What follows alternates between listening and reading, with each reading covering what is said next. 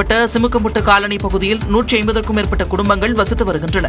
இங்கு ரத்தினம் என்பவர் ஊர் நாட்டாமையாக உள்ளார். இவர் கடந்த 2019ஆம் ஆண்டு கோவில் சந்தா செலுத்துவது தொடர்பான பிரச்சனையில் 16 குடும்பங்களை ஊரை விட்டு ஒதுக்கி வைத்ததாக கூறப்படுகிறது. இந்நிலையில் கோவிலுக்கு குழாய் அமைக்கும் பணியின் போது ஏற்பட்ட மோதலில் வேணு என்பவருக்கும் காயம் ஏற்பட்டுள்ளது. இதனையடுத்து அவரை நலம் விசாரிக்க சென்ற தினகரன், வேலு, ராஜா ஆகியோரின் குடும்பங்களை ஊரை விட்டு ஒதுக்கி வைப்பதாக நாட்டாமை ரத்தினம் அறிவித்துள்ளார். இப்போ அது திருவிழா செய்யும்போது எல்லாரையும் கூட்டி ஒரே வீடு இல்லாத உட்கார வச்சு தான் பேசுவாங்க. இந்த டைம் அவங்களுக்கு தேவைப்பட்டவங்களை மட்டும் கூட்டி உட்கார வச்சு பேசிட்டு திருவிழா ஸ்டார்ட் பண்ணிட்டாங்க சார்.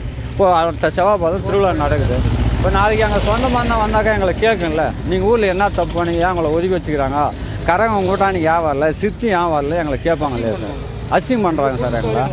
வாணியம்பாடி வருவாய் கோட்டாட்சியர், மாவட்ட ஆட்சியர் மற்றும் முதலமைச்சர் தனிப்பிரிவு ஆகியவற்றுக்கு இந்த 3 குடும்பத்தினரைச் சேர்ந்தவர்களும் புகார் மனுவை அனுப்பியுள்ளனர்.